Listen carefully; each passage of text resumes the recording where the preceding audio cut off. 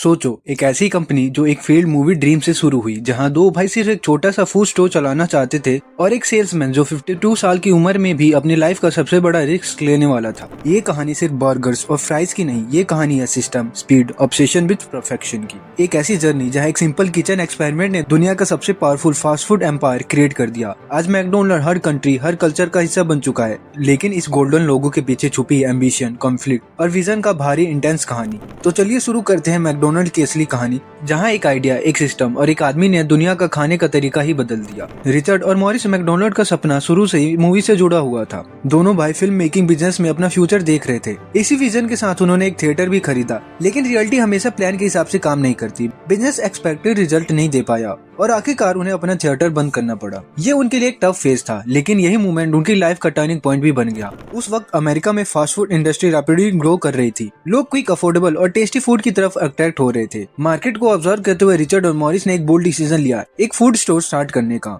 उन्होंने अपने रेस्टोरेंट का नाम रखा बारबेक्यू, जहाँ इनिशियली फोकस सिंपल और पॉपुलर आइटम पर था। वहाँ मेनली हॉट डॉग सेल किए जाते थे, फास्ट, इजी टू मेक और कस्टमर के बीच काफी पॉपुलर। रिचर्ड और मॉरिस मैकडोनल्ड्स ने सैन बर्नार्डिनो में एक नया स्टोर ओपन किया। ये स्टोर उस वक्त काफी डिफरेंट था। एक साथ 100 कार्स हैंडल करने की कैपेसिटी, 20 वेटरेस और मेन्यू में milk shake, ribs, pork sandwich, burger और कुक हॉट डॉग। लेकिन 1948 तक एक क्लियर पैटर्न सामने आ गया। उनकी रेवेन्यू का 80% सिर्फ बर्गर से आ रहा था। इसी रियलाइजेशन के बाद उन्होंने एक बोल्ड मूव लिया। मेन्यू को कट डाउन करके उन्होंने सिर्फ बर्गर्स और कोको कोला पर फोकस करना स्टार्ट किया। स्पीड और एफिशिएंसी बढ़ाने के लिए उन्होंने स्पीडी सर्विस सिस्टम इंट्रोड्यूस किया, जिनमें किचन को असेंबली लाइन की तरह डिजाइन किया गया। हर वर्कर को एक फिक्स रोल था, जिससे फूड फास्ट, कंसिस्टेंट और लो कॉस्ट पे बनने लगा। यहाँ से एंट्री होती है रे क्रॉक्स की। रे क्रॉक्स एक सेल्समैन थे जो सिर्फ मल्टी मिक्सर मशीन सेल करने का बिजनेस करते थे। इसी सिलसिले में उनकी मुलाकात मैकडोनल्ड ब्रदर से होती है। जब रे उनका सिस्टम क्लोजली ऑब्जर्व करते हैं तो उन्हें पता चलता है कि मैकडोनल्ड ब्रदर एक्चुअली एक फ्रेंचाइज एजेंट की तलाश में है। रे सीधा सवाल पूछते हैं, व्हाट अबाउट मी? और इसी मूवमेंट से 52 साल की एज में रे क्रॉक्स मैकडोनल्ड के फ्रेंचाइजिंग एजेंट बन जाते हैं। थोड़े ही टाइम बाद उन्होंने मैकडोनल्ड सिस्टम इनकॉर्पोरेट की फाउंडेशन रखी। हर रेस्टोरेंट के बदले रे क्रॉक्स को $950 और उस स्टोर का टोटल रेवेन्यू का 1.4% मिलता था। बाद में रे क्रॉक्स ने इलिनॉइस में अपना एक रेस्टोरेंट ओपन किया। ये आउटलेट कई मायनों में ओरिजिनल मैकडोनल्ड से भी ज्यादा इंप्रेसिव था, जहां 2 साइड से ऑर्डरिंग सिस्टम था, जिससे स्पीड और एफिशिएंसी बेटर हो गई। रे क्वालिटी को लेकर ऑब्सेस्ड थे। वो हर शाम को खुद रेस्टोरेंट विजिट करते, फूड स्टैंडर्ड चेक करते और फिर अंदर ही नहीं, पार्किंग लॉट तक को खुद क्लीन करते, ताकि ब्रांड की इमेज परफेक्ट रहे। लेकिन इतनी मेहनत के बावजूद फाइनेंशियल रियलिटी काफी टफ थी। रे क्रॉक्स बेरली इतना कमा पा रहे थे कि बिजनेस सस्टेन रहे। मैकडोनल्ड ब्रदर जैसा प्रॉफिट उन्हें नहीं मिल पा रहा था। इसी फेज के बाद रे क्रॉक्स की लाइफ में एक और गेम चेंजिंग एंट्री होती है, हैरी सैनबॉर्न। हैरी एक सिंपल फाइनेंशियल माइंड थे और रे ने उन्हें मैकडोनल्ड सिस्टम इनकॉर्पोरेट का सीईओ बना दिया। दोनों ने मिलकर एक्सपेंशन को नेक्स्ट लेवल ले जाने का डिसीजन लिया। रिजल्ट ये रहा कि 1 साल के अंदर 18 न्यू फ्रेंचाइजिंग साइन हो गए, जो उस टाइम पर एक मैसिव अचीवमेंट था। 1966 तक फास्ट फूड मार्केट में कंपटीशन रैपिडली बढ़ रहा था, लेकिन रे क्रॉक्स की हार्डवर्क और डिसिप्लिन के दम पर मैकडोनल्ड सीरियस मनी जनरेट करने लगा। रे क्रॉक्स हफ्ते में 80 आवर्स काम कर रहे थे, लेकिन फिर भी पैसे काफी नहीं आ रहे थे। सिस्टम स्ट्रॉन्ग था, ब्रांड ग्रोथ कर रहा था, लेकिन रियल प्रॉफिट कहीं और छुपा था। यहीं पर रे और हैरी सैनबर्न ने एक गेम चेंजिंग डिसीजन लिया। दोनों ने मिलकर एक रियल स्टेट कंपनी स्टार्ट करने का प्लान बनाया। स्ट्रेटजी सिंपल थी लेकिन ब्रिलियंट थी। मैकडोनल्ड के जो भी रेस्टोरेंट लोकेशन होते, कंपनी खुद वो लैंड बाय करती और फिर फ्रेंचाइजी ओनर को लीज पर दे देती। इस मॉडल से मैकडोनल्ड के स्टोर का टोटल रेवेन्यू का 8.5% प्लस मंथली फीस मिलने लगी। ये मूव इंसेनली सक्सेसफुल रहा और मैकडोनल्ड का बिजनेस मॉडल कम्प्लीटली ट्रांसफॉर्म हो गया।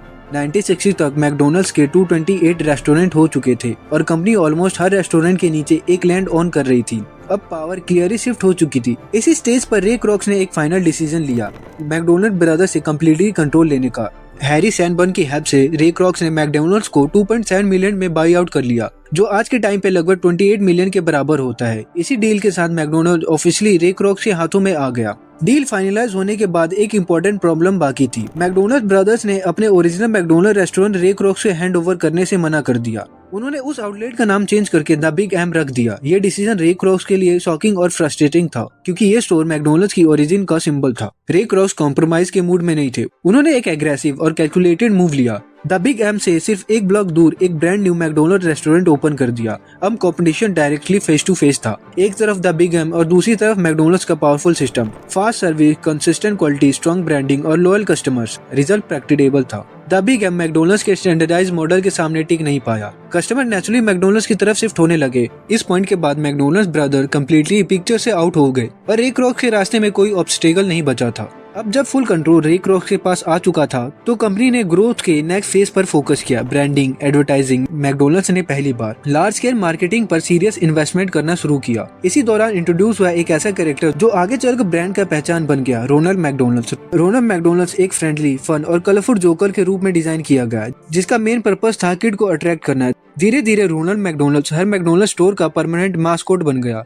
इस स्ट्रेटजी ने मैकडोनल्ड को फास्ट फूड चेन नहीं बल्कि फैमिली फ्रेंडली ब्रांड बना दिया, जहां खाने के साथ एक्सपीरियंस भी सेल होता था। रे क्रॉक्स ने नेक्स्ट बोल्ड स्टेप लिया, मैकडोनल्ड को स्टॉक मार्केट में लिस्ट करने का डिसीजन। मार्केट का रिस्पांस एक्सप्लोसिव था। मैकडोनल्ड के स्टॉक्स की वैल्यू 66% से ज्यादा जंप कर गई और इसी एक मूव ने रे क्रॉक्स को ऑफिशियली मल्टी मिलियनर बना दिया।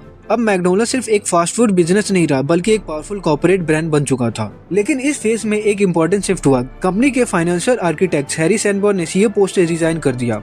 उनका रोल मैकडोनल्ड के रियल एस्टेट ड्रिवन सक्सेस की हिस्ट्री में था, लेकिन विजन और कंट्रोल का डिफरेंस क्लियरली दिखने लगा। हैरी के एग्जिट के बाद रे क्रॉक्स ने लीडरशिप की रिस्पॉन्सिबिलिटी फ्रेड टर्नर को सौंप दी, जो रे के सिस्टम ड्रिवन विजन को ग्राउंड लेवल पर परफेक्टली एग्जीक्यूट कर सकते थे।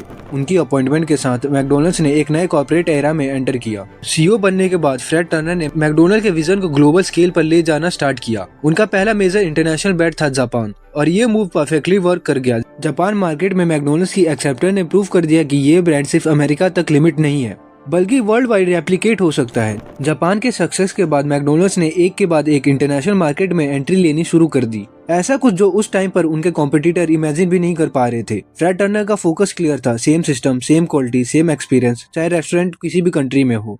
इस एग्रेसिव एक्सपेंशन का रिजल्ट माइंड ब्लोइंग था। 1974 तक मैकडोनल्ड्स हर साल 500 से ज्यादा रेस्टोरेंट ओपन कर रहा था और ये नंबर सिर्फ बढ़ते ही गया।